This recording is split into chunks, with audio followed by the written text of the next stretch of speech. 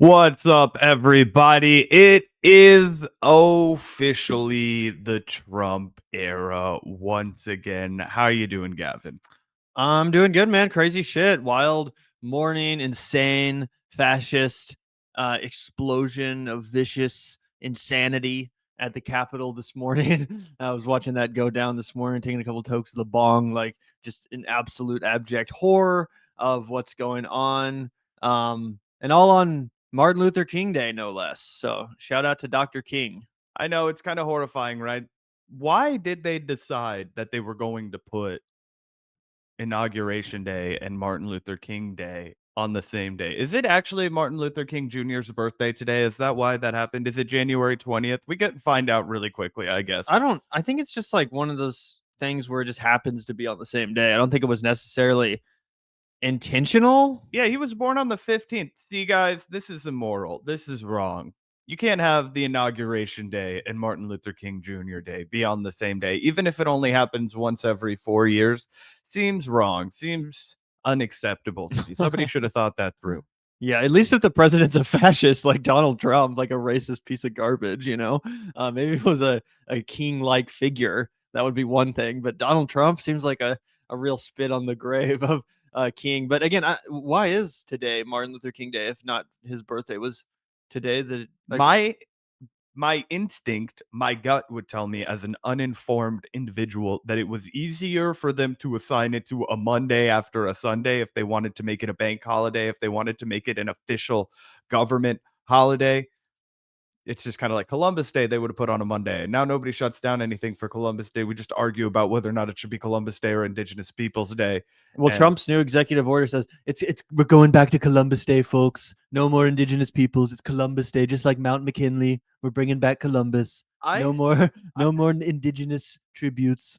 I totally forgotten about Mount McKinley. In fact, I read about it and it was like Trump to rename Gulf of Mexico, comma Denali. And I was like, is Trump invading somewhere? What the fuck is going on?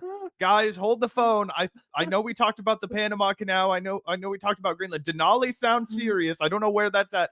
And then of course, a few seconds later, I did some cell phone investigation.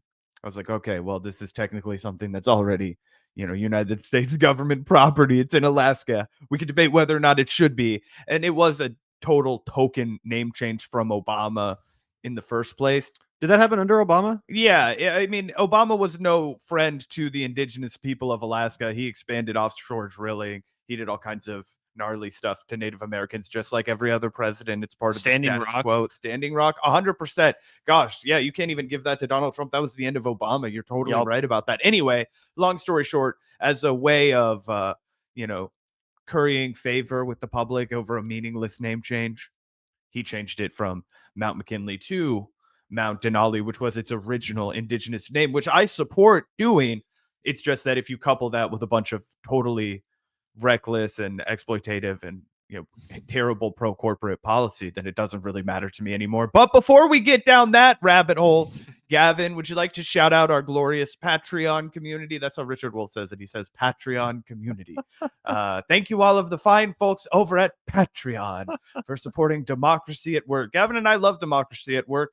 We're two guys. We run the Vanguard. No ads, no sticks, no stems, no seeds. Just that sticky, icky from me and Gavin on the mic. What's up, everyone? Thank you so much for supporting us. We like to do these shout outs at the beginning and end of every live stream because you are the producers of our show, no corporations, and we really appreciate you all. Yeah, shout out to all the patrons. Really appreciate all you guys for chipping in a little bit every month to make the show possible. Really appreciate that, guys. We're gonna need all the support necessary as we face down this gnarly new era, Zach, or not new era, but a return of the Trump era. This is not new. It feels like a real regression. If anything, that was one of the sickening feelings that really, was stuck in my gut as I watched the inauguration this morning, Zach, or this afternoon, whenever it was. It felt like for the first time, America was really going back in a weird way. Like it just felt like such a regression. Like the Trump era to me almost does feel like bygone at this point, despite the fact that Joe Biden's presidency was so boring, so tepid, so useless. It still feels like, oh, we're going back to Trump. Like I was in college when that shit was going down. We're going back there. I feel like that was a long time ago. What the fuck? We're going back even further than that, Gavin.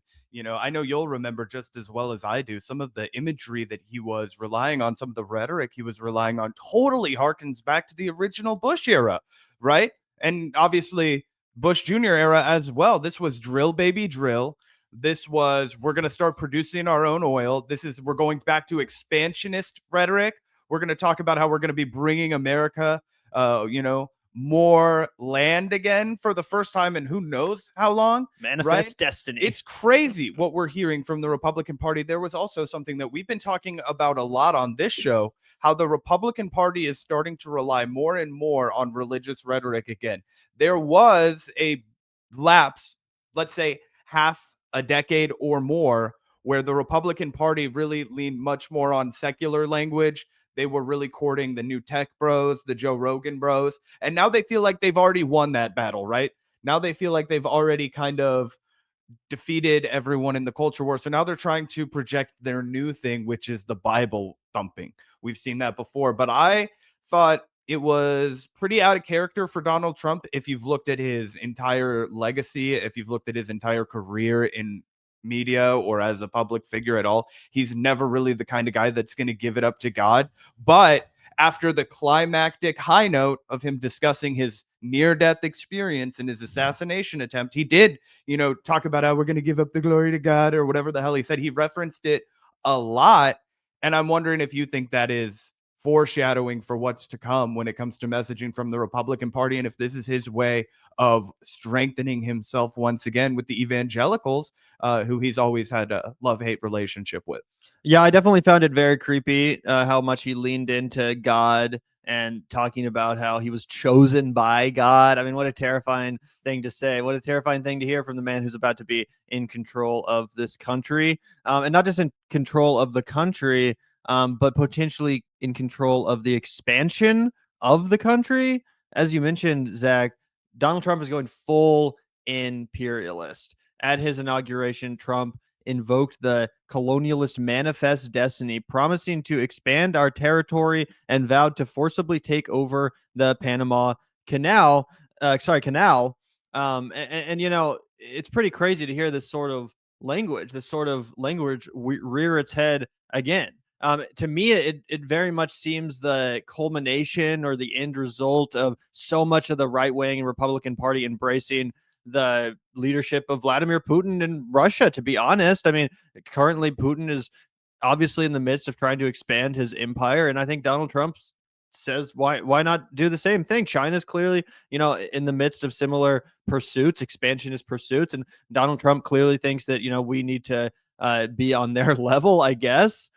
So very, very weird. I think it's bizarre that he's pivoted so heavily into this kind of stuff since actually winning the presidency, because I don't really remember him talking as much about this shit. I don't really remember him talking about like manifest destiny and expansionist bullshit when he was on the campaign trail. It seems like someone got him obsessed with this as soon as he won the actual presidency, and now he really wants to do something big, bold, something that will be memorable, something that will add to his legacy. And sadly, Zach, I'd be interested in your opinion, but I do think that it's gonna kind of work. I actually think this is the right way to disguise the true imperialistic ambitions that he has. I think it's actually a stupid idea that we've seen in the past from neocons like George Bush to pretend like, oh, we're going to liberate people, we're going to help them and take down dictators. People have see through that now. But I think Donald Trump just going, full imperialist, talking about manifest destiny and unabashedly advocating for expansion. I actually do think that people, at least on the right, will kind of appreciate the honesty one, but also it just seems like something big and bold, which people tend to like, expanding America, bringing in other territories to the fold. People seem to like that sort of big, bold, sweeping gesture.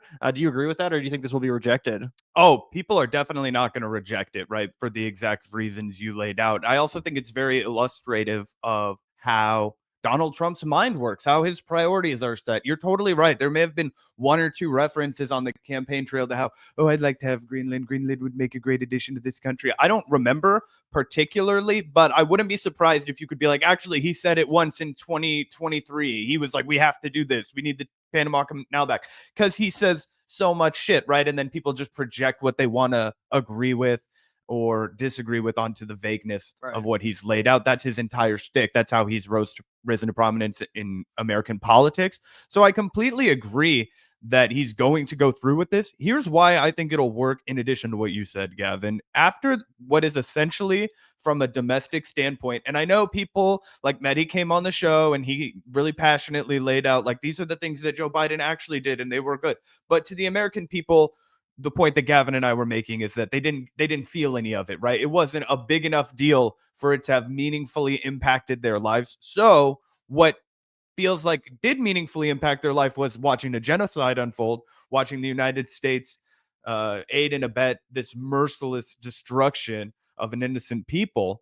That we all saw, that we remember. But outside of that, I think it was pretty fair to say that it was a lame duck presidency, right? 4 years that will be easily forgotten, right? There might be a footnote in a textbook about how he was the first president to stand on a picket line with organized workers, striking workers during a demonstration. But outside of that, he's not going to be the kind of guy that's remembered. So in juxtaposition to that, Donald Trump saying, we are going to expand America. We're going to go back to what was making our country great. We're no longer going to roll over. We're no longer going to be the cowards of the world. We're no longer going to be disgraced. And it's been disgraceful. And all these things that he said, because it's doing something. And Americans are so tired of having their government do nothing for them that they're going to be thrilled and excited to see some action from the executive branch. And the Democrats didn't do themselves a single favor leading up to this. I have to say, they set up so many easy layups for Donald Trump coming in, right? He did a temporary ceasefire, which we're going to examine over the course of this episode, because I finally got to do my homework on that while we were gone for a few days. We're going to talk about how the TikTok ban doesn't matter, that it was totally planned and that Donald Trump was going to negotiate behind the scenes to get an easy W for himself. Guess what? It worked. He got an easy W for himself, and that's because Joe Biden's an idiot. Okay? So he has that. In addition to whatever benefits Americans do feel from Build Back Better, they're going to start to come now during the Donald Trump presidency. And don't kid yourself, he's going to take credit for every last bit of it. So now you have him setting up 3 homers off the bat, and he's going to continue to promise the moon to people and deliver nothing but corporate tax cuts along the way. Yeah, well, I think that's the ultimate hypocrisy of the Donald Trump movement, obviously, as well as his speech today in DC. Right here was Mark Zuckerberg, Jeff Bezos, and Elon Musk, the 3 richest people on the planet, with the Google CEO, all standing prominently on the inauguration stage among Donald Trump's cabinet. From what I heard, they actually had better spots than members of Donald Trump's cabinet. So they were actually better positioned, clearly being rewarded for all of the loyalty that's been promised and all of the groveling that's occurred at Mar-a-Lago since Donald Trump won the election. And of course, then Donald Trump has the gall to come out here and talk about how he's anti-establishment. And, people like Cenk Uygur, for example, come out here and say, congratulations on a revolution well done. They act like there's been some sort of an anti-establishment revolution that has occurred. If anything, no, the establishment powers, the creatures of our oligarchy, have only become more emboldened. Now this corruption is all out in the light for everyone to see, and it's not even being hidden. The veil has been ripped off, guys. We live in a straight up oligarchy in a very, again, Russian sense. Think about what I was just saying about how Donald Trump's new expansionist ambitions seem to be very clearly inspired by what Putin is doing and what the Russian Empire aims to achieve. In the same way, Russia has very, blatant, not hidden at all, oligarchs that control things, that call the shots. Does this not seem like we're doing the same thing? Does it not seem like we're leaning into this in a very intentional way from an optics perspective? Of course. And do you know what I think really cements it, Gavin, is this right here.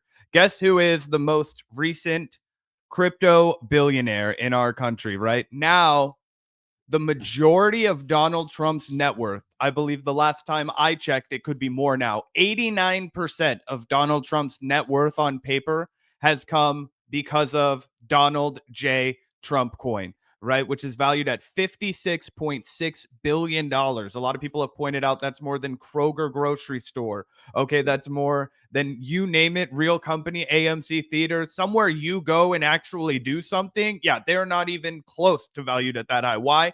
Because it's all on paper. And we talked about this a few days ago, Gavin, how one of the important reasons why they decided to launch a Trump coin was because Trump had been flirting with cryptocurrency, but a lot of individuals felt like he didn't have enough of a personal stake in it for him to actually be invested in fighting back against the wave of the, more cash is king, traditional old school investors. He kind of had a foot in each camp. This now gives him an entire reason to just open up the floodgates more than ever before. And really, what it is preventing any floodgates from ever being built on cryptocurrency, because he loves being one of the richest men in the world. And if as soon as he decides to sell any of this Trump currency, it's going to tank in value, right? So he has to hold on to it. It's not real money. It's not liquid money. I also have heard this. I'm not quite as familiar with crypto as you, but is it also true that this is kind of a way for foreign governments and corrupting, corporate influences, for example, to just basically pour as much money into Trump's coffers as they wish? You know what I'm saying? Like through this cryptocurrency? That is exactly what is happening. And that's why I think this is so akin to oligarchy, right? Because it's not just foreign governments, Gavin. It's going to be people like Mark Zuckerberg, people like Elon Musk, people like Jeff Bezos, people like the individuals that were just there in that photograph. That's how they're going to curry favor with Donald Trump. That's how they're going to grease the palms. And there's no regulation for this. And there's no good way to track this, right? So it's essentially buying favors directly. You could argue it's a more direct cutting to the chase of what we already do with our lobbying system, but at least you would like to see some red tape. It's actually absurd, the fact that this isn't a number one story, because it is essentially we're watching legalized bribery endorsed from the executive branch. And of course, in addition to those folks that were in that picture, it's Mohammed bin Salman, it's folks that are connected to Narendra Modi, it's folks that are connected to any other foreign government. And don't kid yourself, fucking Israel, and we have a Saudi great Arabia, yeah. Saudi Arabia, exactly. We have a clip from Norm Finkelstein, Professor Finkelstein, who we've interviewed on this show. Don't always agree with him, but he's inarguably an expert on the Israel-Palestine matter. He's going to talk about exactly why Donald Trump chose to force a ceasefire now, and he's going to illustrate that it's actually more of a demonstration of Joe Biden's cowardice and his inability to take action during the entirety of his presidency than this is somehow a flaunt of success for Donald Trump. Yeah, 100%. Speaking of cryptocurrency scams, by the way, I also wanted to throw this up on screen. I don't know if you guys remember from the inauguration, but right after Trump's inaugural speech concluded, this like anti-woke black pastor guy took the stage and was straight up doing an MLK impression. Like, I'm not trying to be racist, but that is straight up what he was doing. But it was like the anti-woke MLK or some shit. Again, you guys know what I'm talking about if you saw the inaugural proceedings. But as soon as his powerful, energetic sermon concluded, Pastor Lorenzo Swell launched his own crypto token, Zach. So right after, delivering this pro-Trump sermon, this energetic, again, impersonation of MLK in a just totally disgusting and shameless way, he takes to Twitter to say, the crypto community was kind enough to send me Lorenzo, so I have permanently locked my tokens into a liquidity pool so that I will never sell on the community, but rather just earn fees as our token continues to flourish. Amazing day. All the glory to God. So just utterly shameless. But this is the world we live in now, guys. This is the new thing, this crypto bullshit. It's really taken root in the highest office of our land. Yeah, it's crazy, guys. Another thing on crypto that I thought was well put from this account, they said, OMG, they're finally understanding crypto. This is Dave Portnoy, billionaire founder of Barstool Sports. I have a dumb two-part question. One, what's the difference between the Haktua coin and the Trump coin besides nothing? Question mark. And it's like, there's no difference, dog. There's absolutely no difference. He then says, can I string up my own coin now and tell people it's a Ponzi scheme from the jump? And I'm gonna rug pull at some point, and you just better hope you're out when I do. And that would make the entire thing legal. And it's like, dude, you don't even have to tell people it's a Ponzi and that you're gonna pull the rug out. You could just be like, you know what, guys? I've decided that this is the technology of our time. I want to invest in it. I don't want to just be a thought leader. I want to be a mover and shaker, guys. This is the Barstool Sports coin, and we're going to tether it to our gambling platform. And the more money that we make as a gambling website, the higher value our token is. So invest, baby, Binance style, guys. And if you guys want to know how long I've been following this, guys, I bought Binance tokens, okay, way back in the day for like $3.50. Okay. I bought so many Binance tokens. Do you know why? Because I'm not a fucking idiot. And they were the first token that came out, the first platform exchange that came out. And we're like, hey, the more exchanges that people do on our platform, the higher this token is going to go. Paid rent when I fucking liquidated that shit. But the government will send you a fat bill for taxes, everyone. So if you ever do have to, do a little bit of the zhuzhing to pay your rent, I'm fortunate to not have to do that anymore. Remember, they will want like 30% for Uncle Sam. Anyway, that's the reality of the situation. Dave could have done that. He could have done any number of schemings, right? I mean, if you guys remember FTX, I think even Sagar was talking about how he put money into FTX because the returns were just too good to deny. It turns out that was a total Ponzi scheme, and that's how they were trying to compete with Binance Exchange. But anyway, it's crazy how this has, almost like, I think it was you that put it, almost like Venom in Spider-Man 3 just crawled around and infected all of our government. I think that might have been Griffin, but there we go. Either way, I don't know if I made that exact metaphor, but yeah, it is genuinely crazy to see it take over at such a high level, and we've watched it from its very inception as a concept. So yeah, pretty insane. I still don't understand how anyone could actually argue it benefits society in any real way. Like that's the one thing I have yet to truly hear a case for, like why this is something that's so necessary to be invested in, and I mean, I get it, but it's just the Byzantine general's computer science problem was fundamentally solved by cryptographic exchanges, bro. So, I'm sorry that you need me to explain the blockchain for you, bro. But clearly, this breakthrough for computer science is going to take us to the next level. No, but it's crazy. Did you know that cryptocurrency mining is now taking more energy domestically in the United States alone than the entire state of New Jersey? Yeah, I did know that. I also know that a bunch of these technology companies, including Google and Microsoft, have all already broken pledges they made less than 2 or 3 years ago, relating to their emissions and, fossil fuel burning and stuff like that, all because of crypto and AI. It's incredibly environmentally destructive. Also, Zach, a bunch of people are asking if we saw Elon Musk's Nazi salute at the inauguration. I have it bookmarked right here for everyone to see. You tell us, guys, was this a true Nazi salute? Was it a Roman salute, as some people are saying, or was it simply an expression of Elon Musk's autism? Let us know, guys, because there's a raging debate. I think it's pretty clear what's going on. I will say, though, if I was Donald Trump, I would be getting a little bit pissed at this fucking guy. We've talked about it at length, right? The potential for there to be a breakup between Musk and Trump, and is Elon Musk getting on Trump's nerves by constantly hanging out at Mar-a-Lago, crashing dinners, crashing parties, always showing up, yada, yada, yada.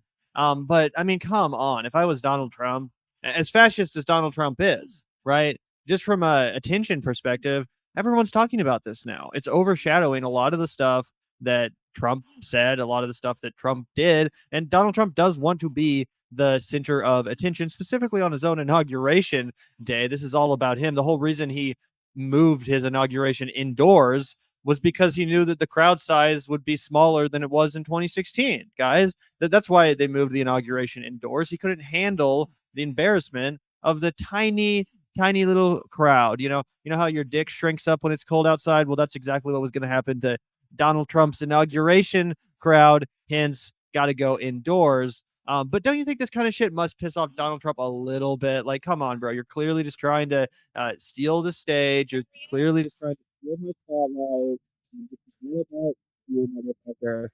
But maybe the bromance is strong enough that Trump thinks it's cute. Who knows?